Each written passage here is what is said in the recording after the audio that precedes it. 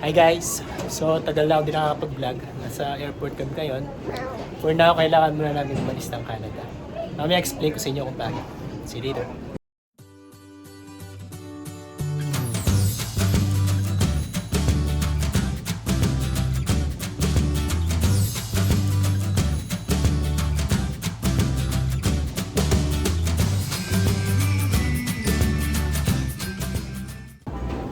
So nakapag-check-in na kami. Hinihintay na lang namin yung kaibigan namin kasi may isa kaming kaibigan. Kaklase ni Tay, yung pamilya nila. Nag-check-in, so hinihintay namin. Nandito kami sa waiting area. And maya-maya na konti, pupunta na kami sa gate natin. Ate, say hi!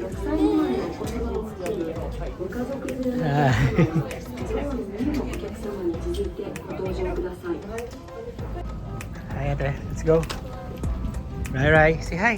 Hi! So, pasakay na kami sa aeroplano. Ayan sila. Pasakay na.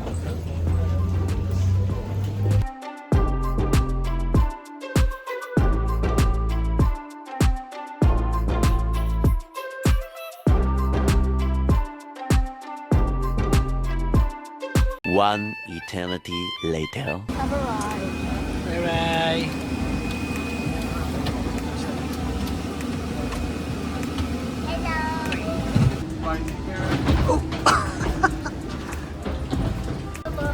Where's mommy? They went the other way. Let's meet them over there. Hello. We have to find a stroller. Time check. It's what time is it, mommy? 3 o'clock. Where's my luggage? I'm gonna find your luggage. Come on. Arrivals. Wanna go over there? Alright, let's go here. Take a picture first. I don't wanna. Okay, go over there. Welcome to Japan. Yes guys, nasa Japan kami for our spring break. It's our spring break, right? Kasi may 2 weeks na spring break yung mga bata. So, ayun. Naglibang ko ng 1 week para makapunta kami dito sa Japan. Kasi gusto nila mag-bakasyon dito sa Japan. We're in Tokyo, Narita. We're here in the Narita Airport. I don't like flying. I like Tokyo, I like Narita. I love Tokyo. Who's the other one? Daisy? Yeah. That's what Rosalina looks like. Look. Oh, that's Rosalina? Okay, oh, watch out. Look on you, Japan. What did you say? Come to Japan? Daddy, can you take a picture of me? Jump. Wait. Okay, jump. Okay, let's go. Okay, let's go. Daddy, look, Toad has a Nintendo Switch. Oh yeah, you have one too. Let's go. Alright, smile. Okay. Smile. What did you get? What's that? You see right? What's that? It's a little puppy milky and it's a little penguin. Okay. I know.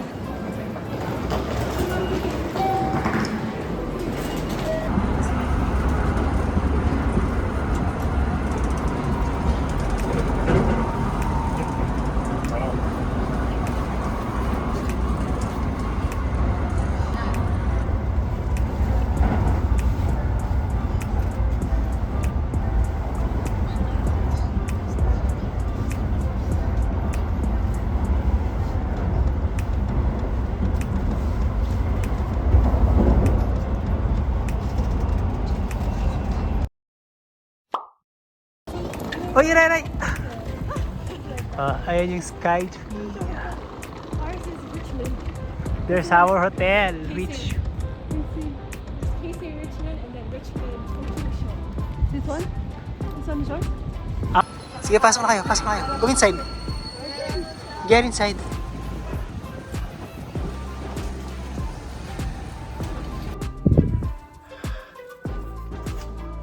Parating din kami. Hindi ganun kalaki yung hotel, pero maganda siya kami.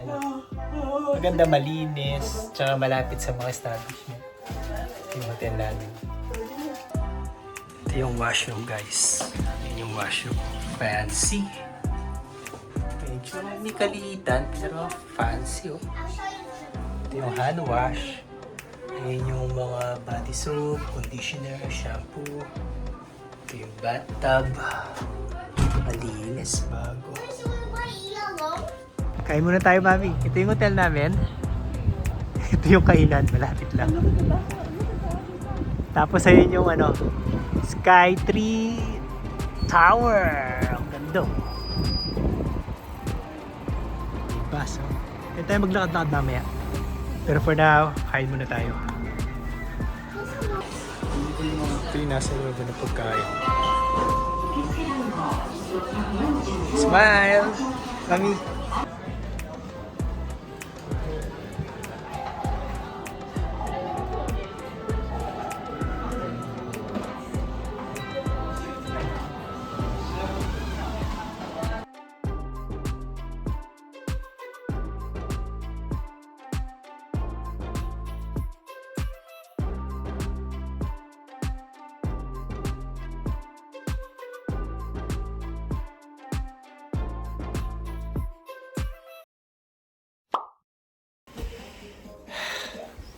Hi guys!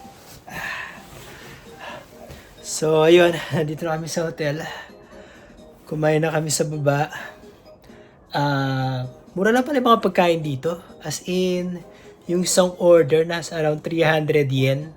Siguro kung i-convert ko sa Canadian dollars yun, mga around nasa $2 or $3 lang. Napakamura. Tapos, ito yung mga bata. Naglalaro ng Switch si Rai Rai, si ate, nagsa-cellphone. Wow. Hello! So yun nga, kasi spring break ng mga bata, so gusto ng mga bata na magpunta dito sa Japan, nare-request na nila for the longest time. Medyo nakakapagod yung biyahe, although direct flight yung sinakyan namin from YBR to Narita Airport. Tapos pagdating sa Narita Airport, nagparang Skytrain kami. Medyo isang oras din yung biyahe from Narita Airport hanggang dito sa Oshikage. Malapit kami sa Skytree. And then, ano pa ba? O nga pala, kung may maisasuggest ako sa inyo, kung kaya nyong kumuha nung aeroplane card, kumuha kayo kasi ang kagandahan nun, meron kayong free check-in baggage na yung 20 kilos up to 23 kilos check-in baggage. So kami, since apat kami, apat na check-in baggage yung naipasok namin. So marami kaming nadalang mga gamit. Nga lang, medyo nakakapagod. Tapos makakaligo ka ng mga aeroplane points eh. Pag nakarami ka ng aeroplane points, pwede mong pambili ng ticket yun, airplane ticket. So hopefully makaipon kami para sa mga susunod na travel namin. Makalibre kami ng ticket. And then ano pa ba? So in terms of weather naman, yung weather dito sa Tokyo halos katulad ng sa Vancouver. Mga naglalaro sa 3 or 4 degrees as of now. Pero compared sa Vancouver na nung umalis kami medyo maulan eh. Gloomy yung panahon. Dito maganda yung panahon ngayon. So hindi ko alam kung maulan dito, kung ano yung weather dito. Pero hopefully this week na magbabakasyon kami, maganda yung matchempuan namin weather. So marami kami mga nakaplanong pupuntahan. So sana sumang-ayon yung weather para ma-enjoy namin yung isang linggong bakasyon namin dito. Tsaka nga pala, sinuwerte kami, na yung kaklase ni Tay, yung pamilya ng kaklase ni Tay, kasabay namin sa airport at dito rin sila nag-spring break. Actually, yung hotel nila is kapitbahay lang ng building namin. So, doon lang sila sa kabilang building. Yung pamilya na yon 6 months ago, nagpunta na rito sa Tokyo. So, nagbakasyon na sila 6 months ago. And since alam na nila medyo pasikot-sikot, hindi kami nahirapan sa paghahanap ng hotel namin kasi sumabay na lang kami sa kanila. From airport sa Canada, magkakasama kami, isang plane kami. Tapos pagdating dito sa airport dito sa Narita, sa Tokyo, magkakasama kami. So sumabay na lang kami sa kanila. Sila yung nag-guide sa amin kung paano bumili nung parang compass card, yung train card.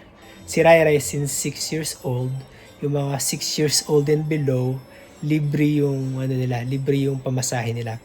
Pero si Tay, ibinili namin siya ng compass card. Tapos kami ni Mami, bumili rin kami ng compass card.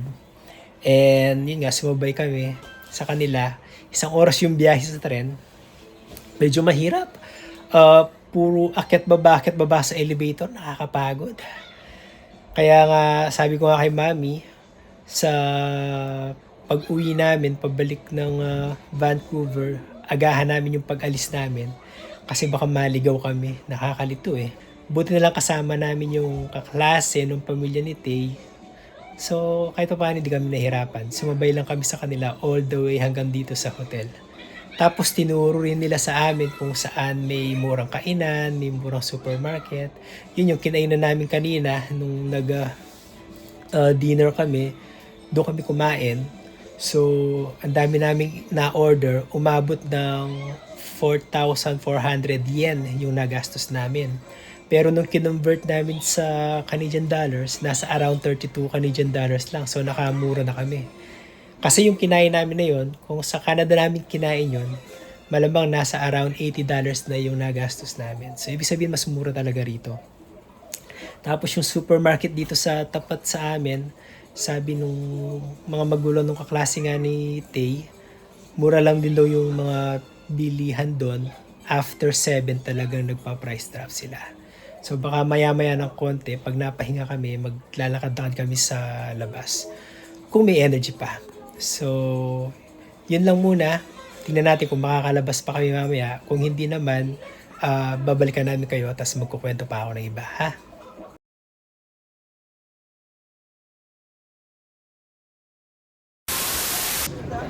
Hello guys! So, tagal ko lang din nakakapag-vlog. Nasa airport kami ngayon. Hello! We're going nowhere. Alam mo na kami umalis ng Canada. Hello guys! Tagal ko lang din nakakapag-vlog. So ngayon, nasa airport kami. Kailangan muna namin umalis ng Canada. So, explain ko sa inyo bakit. See you later.